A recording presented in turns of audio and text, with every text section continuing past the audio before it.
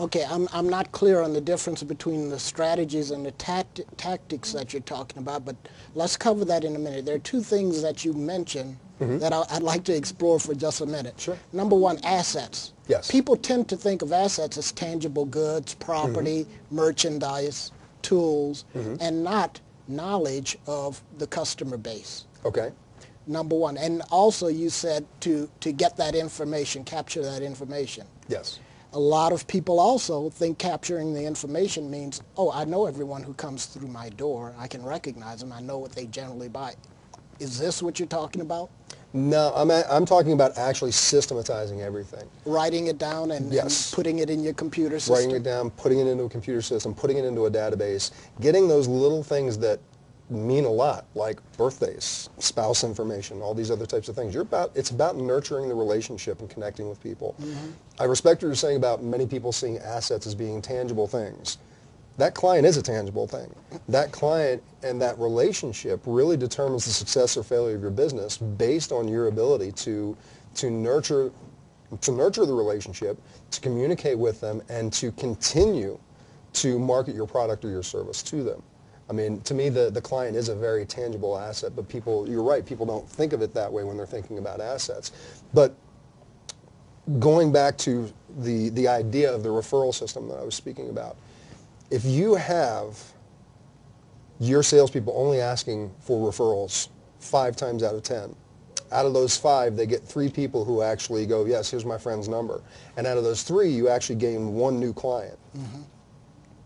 Depending on what your per sale profit is, if you systematize your referral system where your salespeople are asking every single person that comes up, or at least kick it up to 7 out of 10. You know, I mean, the perfection is a high standard to go for, but you put it in a system that makes it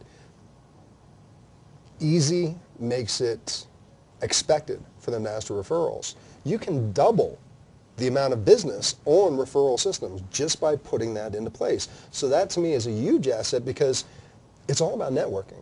You know, I mean, you and I were speaking the other night. You're a networking king to me. I mean, the way that you connect with people, and if I've got a product or a service that I'm selling, and you've purchased it, rather than going and spending another $300 to get another client to purchase, the asset is you leveraging me to your friends, who you can be the salesperson to allow them to know about me. I would take that referral system a step further. I would expect my employees to be working toward getting more, but I would probably set up a system where I send out a mailing to everybody periodically and Absolutely. offer a bonus or...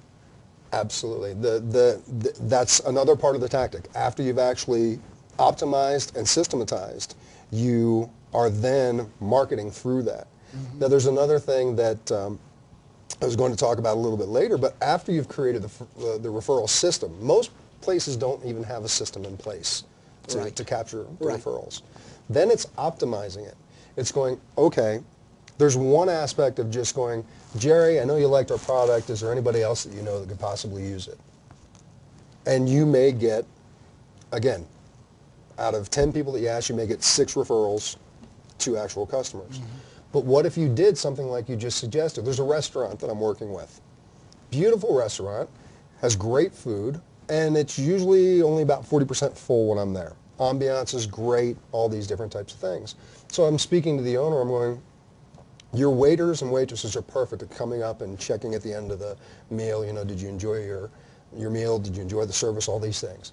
Why not give an extra, just little part of their work to do and have them go, since you've enjoyed it, what we'd like to do is we'd like to offer you a gift for you to return.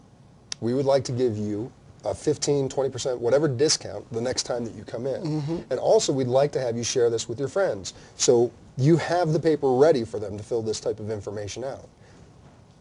You could then take the ratio of 10 people, 6 people, 2 customers, that if you were ready with that system and you optimized it, you tweaked it a little bit where you've made it 10, 8, 4. Right.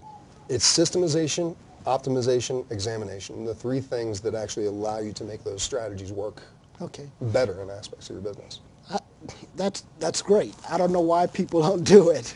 Maybe they feel overwhelmed because, for example, I've been in business 15 years already. I have 4,000 clients that come in regularly. Why go back and start now? Do you find this attitude operating? I do. Yes, I do.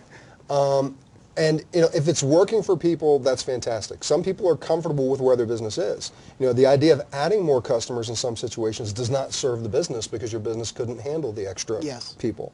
So you don't have to apply all three strategies for business growth. You look at what your specific outcome is that you desire. When I'm coaching people, we'll say that right now they're making $200,000 a year on the profit that they're looking at, and we go, okay, where do you want to get to? Well, I want to get to $1 million.